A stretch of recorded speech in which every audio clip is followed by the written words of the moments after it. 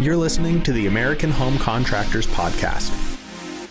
This episode was recorded in the spring of 2024. All pricing data and incentives related to Velux solar products are subject to change. Inquiring parties are encouraged to confirm up-to-date details with a licensed tax professional. We're here today with Michael Schwartz from Velux. Michael, thanks for joining us on our podcast. Absolutely. Welcome to White Marsh with the Velux Distribution Center. I hope you were impressed by the spot. We are. And we had a seminar, if you will, earlier with the sales team, and we kind of want to just go through and chat about that, talk about Velux, the history of Skylights in general, and see where the conversation takes us. Great. Well, I always like to be with your team. It's nice to see them out there. Very enthusiastic group of professional salesmen. So I hope they got an impressive message today regarding Velux and the skylight industry. They did. We are, as I mentioned, at the Velux Distribution Center. This is for the entire Mid-Atlantic area, so Pennsylvania, New Jersey, Delaware, Virginia, and of course Maryland, where we're located. And we ship our product out to all those locations. Very quick, very efficient. That's the goal, to get that skylight out to your team and to the customers as soon as possible. So you might hear a little bit of noise in the background. That's the forklifts moving around the facility. Velux is very conscious about making sure there's safety, so that's part of the facility. Cool. And what does Velux stand for? Velux, it's Latin. Some people say Velux, but it's Latin for air. That's the VE, ventilation. And then the lux it's a luxury to have daylight. So daylight. Velux is fresh air and daylight.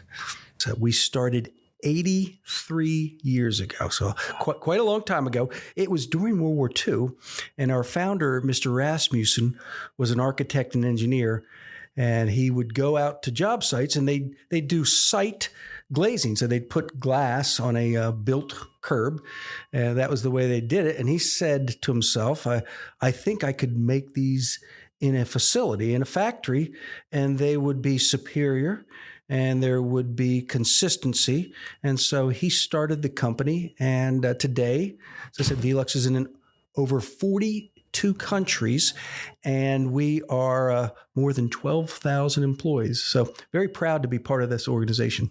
Wow, that's awesome. And you hit a little bit on Velux's history, but what about Skylights in general? Like, when did they start, and how did they come to being something that we cut open into the roof? Great question. So people are phototropic. I mean, daylight is part of our genetic code. So we have, for millennium, been trying to bring daylight into where we live and work and play, because that's how we can see, and that's how we perform tasks to the best of our ability.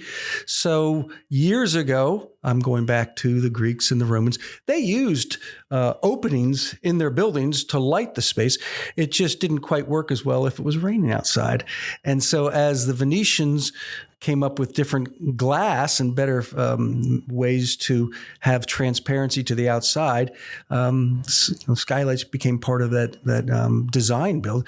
And if you take a look around the United States, factories and sawtooth monitors and skylights have been part of building for centuries, because, as I said, people have to have that daylight in order to work. Certainly before electricity, and now as we have electricity, it just doesn't quite match the different spectrums that come from natural light, how it changes, how it moves, how the winter light and the summer light are different. So a controlled natural light is good quality living.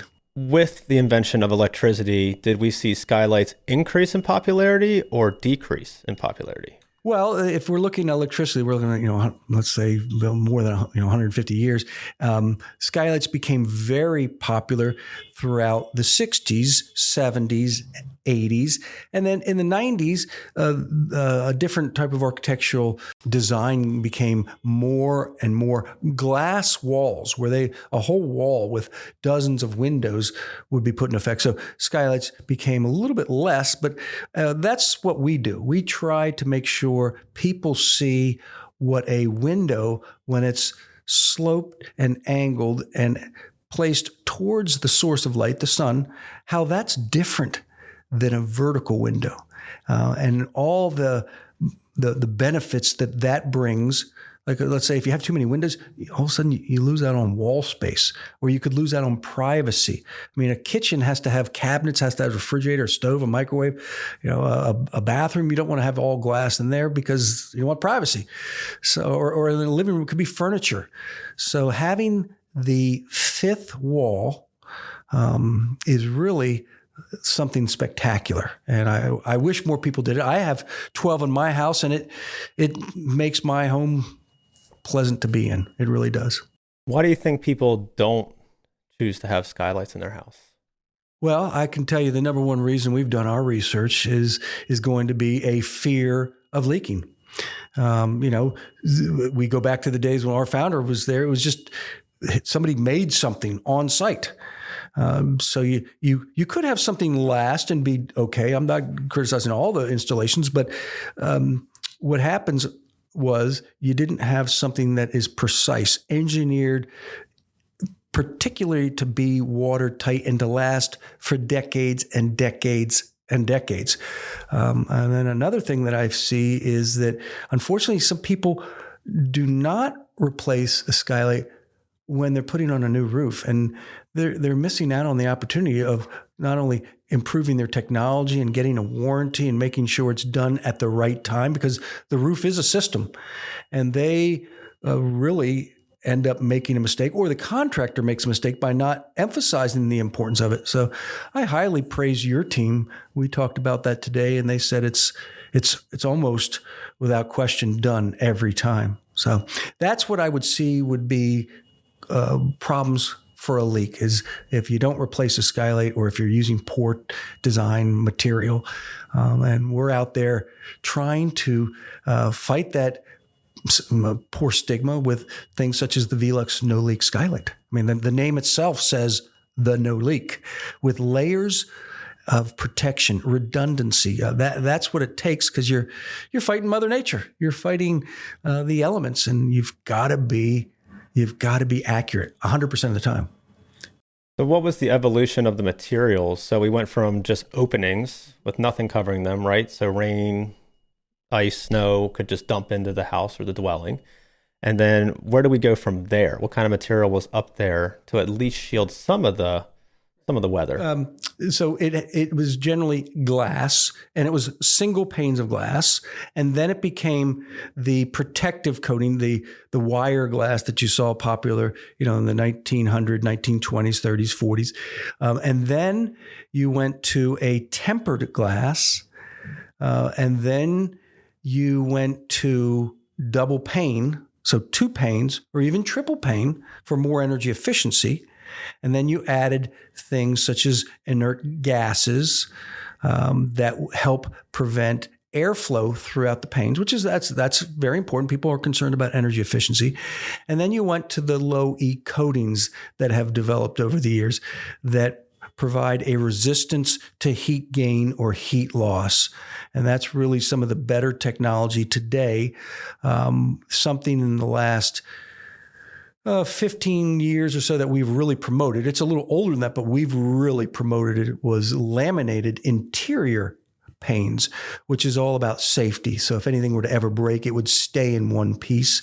It also is impressive for its deadening of sound. People want that shelter and from noise outside.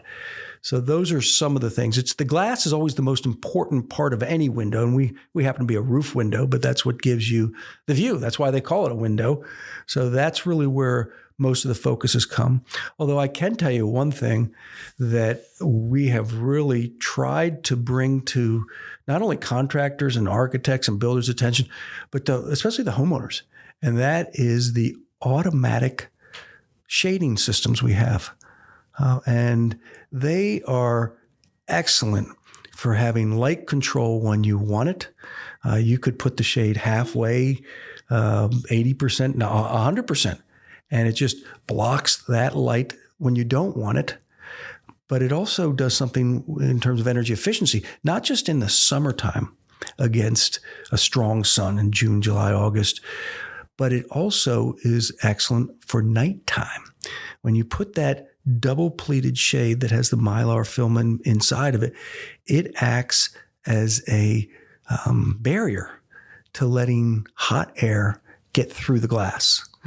So a window pane probably never going to match, an R40 wall or ceiling, but you don't get the benefits. Nobody wants to live in a cage. Nobody wants to live in a dungeon. So daylight is welcome. And so by having the best possible daylighting system, which I think is walls and ceilings, combination of, you get the best for that space. So the glass has evolved a lot over the years. What happened with the frame to make it so that these skylights no longer leak? Because that's the biggest fear I can tell you when I talk to people. They don't want skylights in their house because they don't want something that's going to eventually leak. So what has happened with the frame that surrounds the glass? Well, the point about the glass, it's a good point about making sure that it's sealed properly. Water's not going to go through the glass itself, but it's where the glass meets the frame that has to be designed so that no water gets around it. And probably the simplest idea is that they were sloped. So you had that glass sloped, so you'd want to let the water run down to the bottom of the glass back onto the roof. But so, of course, water can get along the edges, and so you'd have to come up with some type of adhesive or sealant material. For the longest time, they're using like a butyl material. People know about it's like a black sticky bubble gum, and that was used, and that did the trick. As I said, we're talking about decades and decades. So after a point, you would change that out, and the new butyl would be sticky too. But I'll tell you, really, one of the most impressive things that I have seen as a Velux employee has been the sealant technology. And there's a couple different types, but an instant glaze technology that is cured in the factory. And it is amazing because it's so water resistant. We call it sub-tight, submarine type, meaning if we're underwater, it could do it.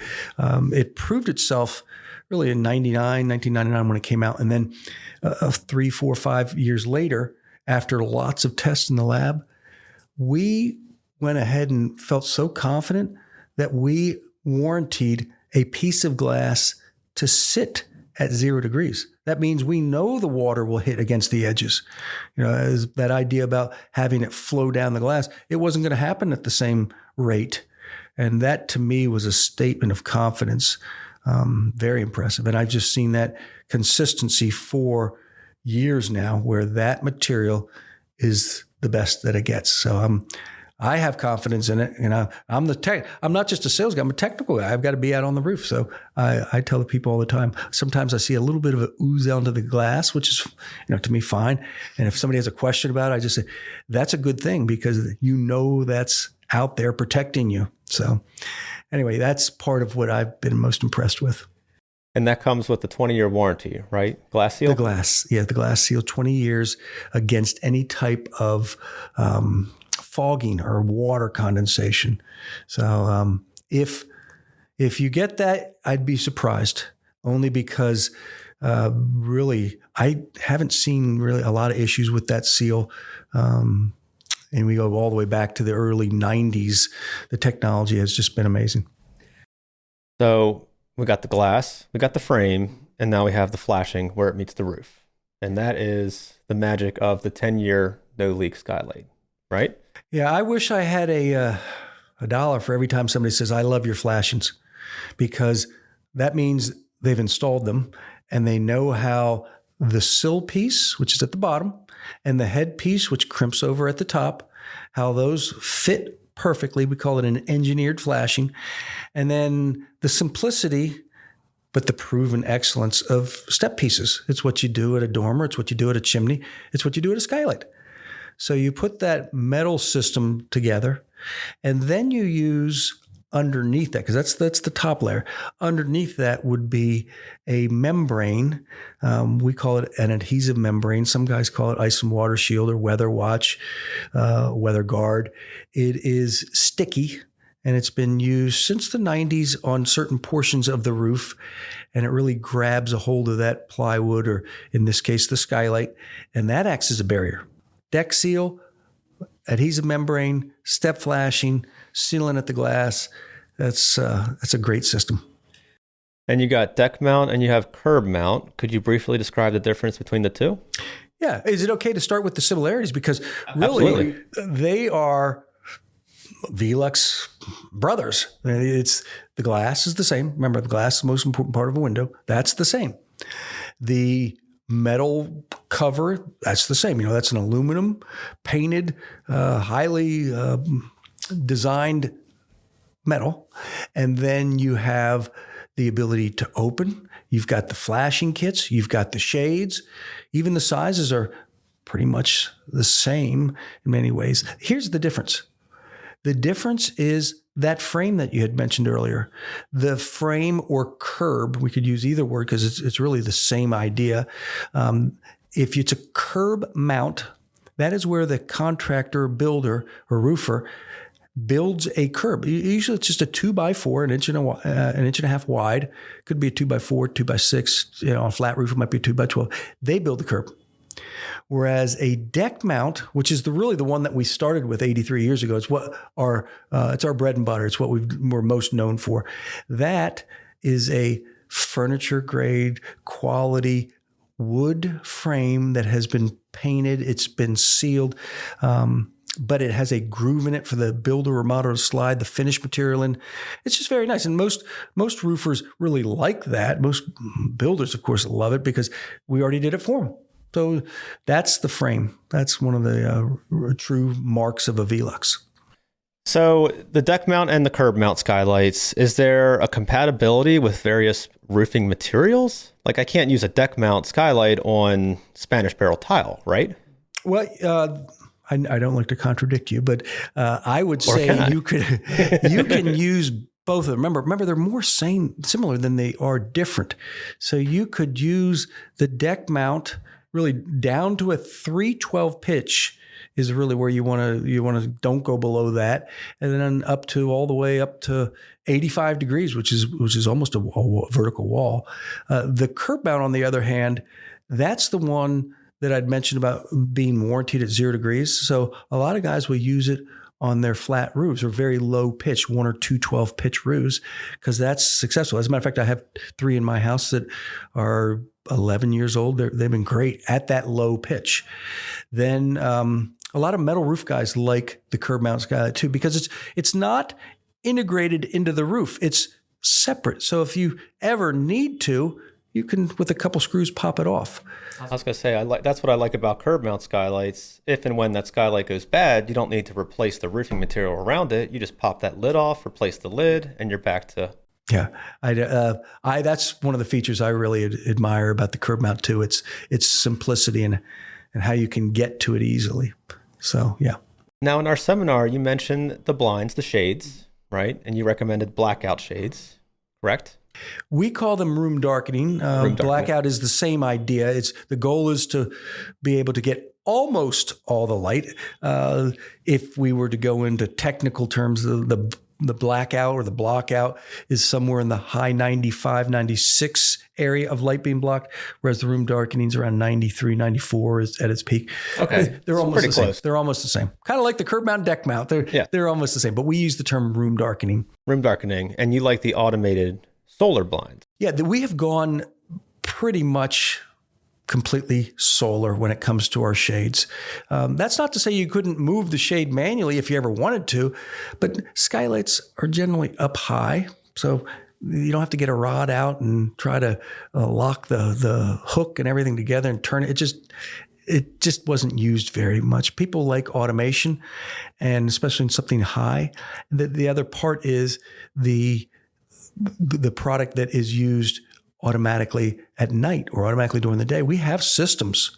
We have what they call the Velux Active, where the homeowner just sets it up, and every day at a certain time, like I have mine at my house, 9 or 10 o'clock at night, they're all going down. In the morning, 5 or 6 a.m. in the morning, they're coming up. So it's all automation, which, the old manual ones, you just couldn't do that. And with the government, and it's okay to talk about this tax credit. I think it's very important for people that are listening to know about, which is the federal government has been promoting solar power for 15 years, and they've had some tax credits out there. So the solar shades have a small solar panel. Our solar fresh air skylights, which we can talk about, they have a small panel.